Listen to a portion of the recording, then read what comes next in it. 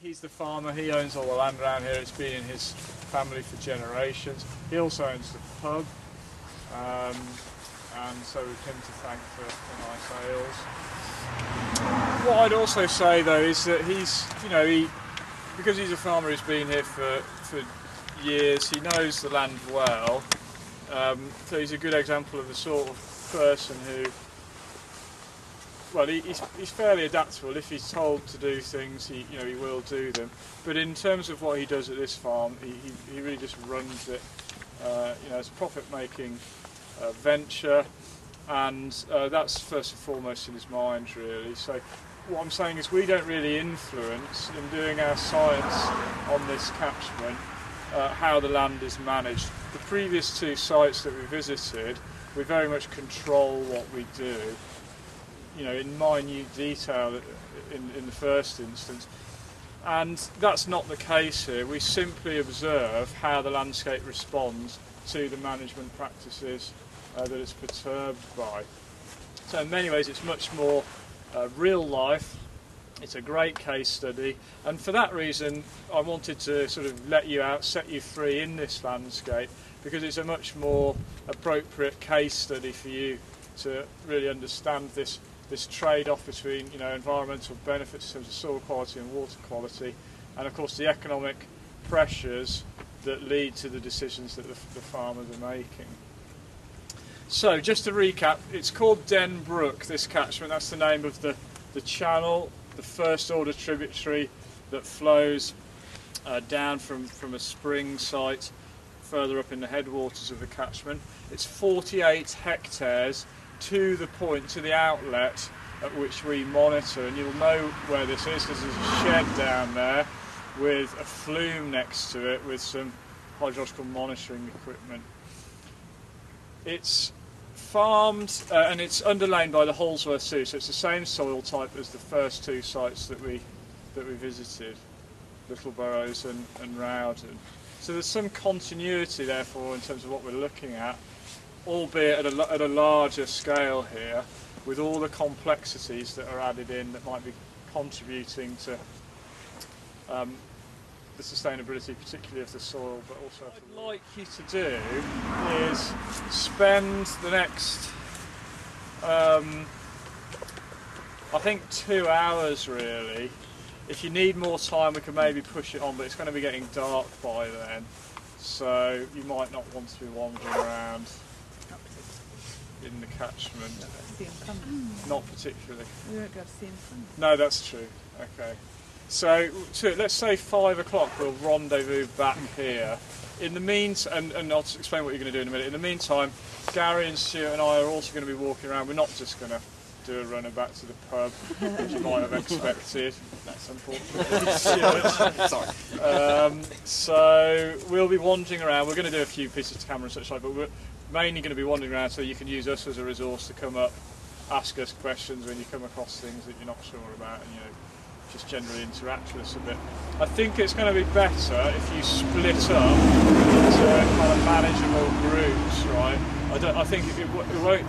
In a sort of group sense, you won't learn as much if you're just in one group and you kind of wander around.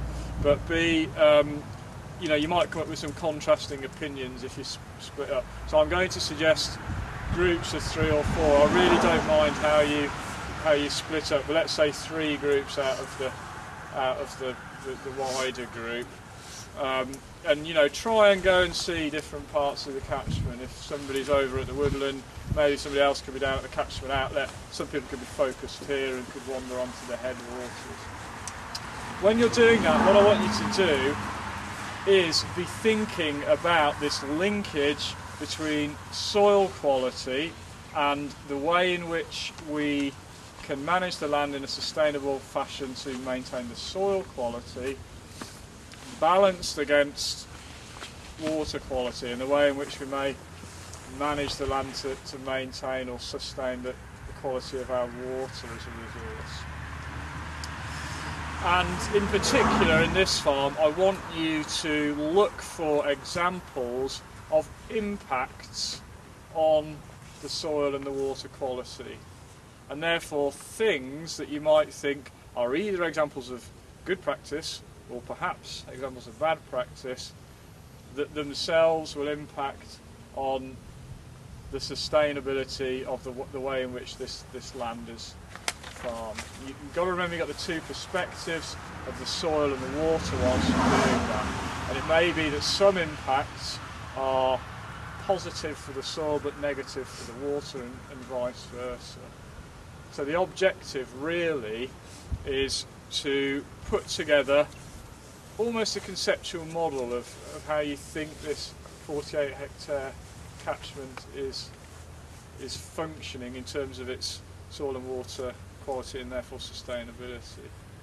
Okay, there's loads of evidence here for ways in which maybe you shouldn't do things, or certainly ways in which things are being done and how they might impact on these quality issues. Think out of the box a bit. It's not just heads down, look at the ground and think about the environmental processes.